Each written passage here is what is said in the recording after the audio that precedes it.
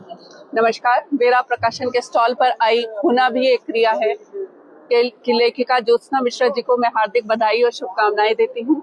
इस किताब का बहुत समय से इंतजार था।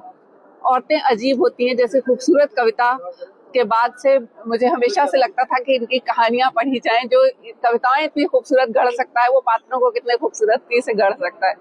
तो ये कहानियों का मुझे बहुत इंतजार था और जब मेरा इंतजार पूरा हुआ और मैंने कुछ कहानियों को पढ़ा, खासतौर से हंस में जो कहानी को तीसरा स्थान मिला उसको पढ़ा और इन कहानियों को पढ़ा तो मुझे लगा इनके अंदर बहुत ज्यादा प्रतिभा है जो पात्रों में आपको डुबो ले जाती है। खास बात यह है कि जब आज कहानियां ऐसी बौद्धिक होती चली जा रही हैं जहां पर कहानियों में कहानीपन नहीं रह गया है, वहां इनकी कहानियों में बराबर का उचित मात्रा में, जैसे कहते हैं दाल में नमक बराबर, तो शिल्प को इस तरीके से करती है कि कहानी शिल्प में खो नहीं जाती है।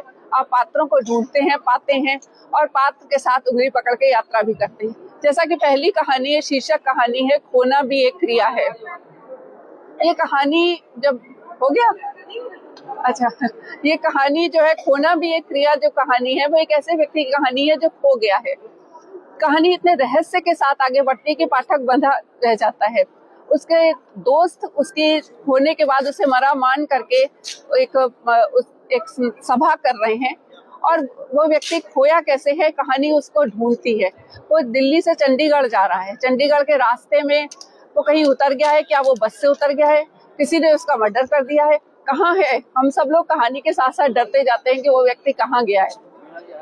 इसके बाद जब हम कहानी आगे पढ़ते हैं तो देखते हैं उसका जो पिछला वो खुलता है तो पिछला जीवन खुलता है तो हम देखते हैं कि वो व्यक्ति बहुत ज्यादा उदार था, दूसरों के लिए बहुत कुछ करने वाला था, दूसरों के लिए अपने जीवन की हर खुशियों को कुर्बान करने वाला व्यक्ति था। इसलिए उसका जो है उसकी प्रेमिका उसे छोड़ के चली जाती है, उसके रिश्ते नातेदार उसको छोड़ के चले जाते हैं और जब बाद में वो उसे खोया हुआ मान लिया जाता है तो उसकी माँ भी ये मान लेती है कि वो खो गया है और जो प्रॉपर्टी के पेपर्स हैं वो उसके नाम साइन कर दिए जाए।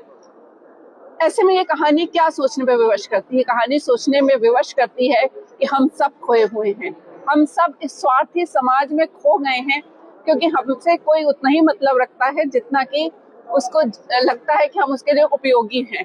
जहां हमारा उपयोग खत्म है, जैसे यूज एंड थ्रो वाला सामान अब मार्केट में आ गया है। पहले हम लोग एक फर्नीचर लेते थे, सोचते थे हमने जिंदगी भर का ले लिया।